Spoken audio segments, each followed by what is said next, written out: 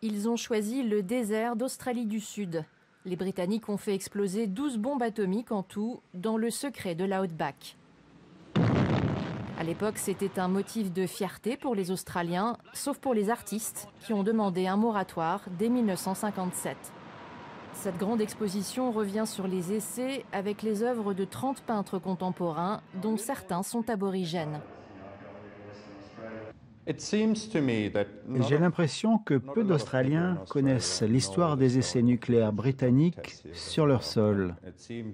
Et l'art est un bon moyen d'attirer leur attention sur cet épisode de l'histoire du pays. Et certains en entendent parler pour la toute première fois. J'ai lu un article sur l'exposition dans le journal local et je n'en avais jamais entendu parler auparavant. Je me suis sentie si ignorante, j'ai décidé de venir pour en savoir plus. Dans les années 50, plus de 2000 aborigènes vivaient dans la zone des essais. Ils sont totalement absents des films officiels. En tout, 35 000 militaires, britanniques et australiens, ont procédé aux expérimentations sur une période de 10 ans. L'historienne australienne Liz Tynan enquête depuis 8 ans sur les victimes des bombes atomiques. On peut dire avec une quasi-certitude qu'au moins quelques personnes sont mortes et un certain nombre ont été blessées et irradiées.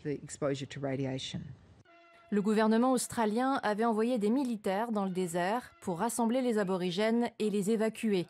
Mais impossible d'être sûr qu'il ne restait personne sur place, car la zone à quadriller était immense. L'épisode est représenté sur ce tableau, peint par les femmes aborigènes de la région. Malgré ces précautions, des aborigènes, mais aussi des civils et des militaires, ont quand même été contaminés, en particulier par un mystérieux brouillard noir. C'était une espèce de suie très grasse et nauséabonde qui s'est déposée sur le sol. Cette brume a donné plusieurs ombres aux gens, comme s'ils avaient plusieurs silhouettes. C'était irréel. On ignore toujours de quoi était composée cette brume noire. Ceux qui avaient des pouvoirs magiques ont tenté de repousser la brume mystérieuse en lui lançant des os. La brume est symbolisée ici par l'invasion des serpents noirs.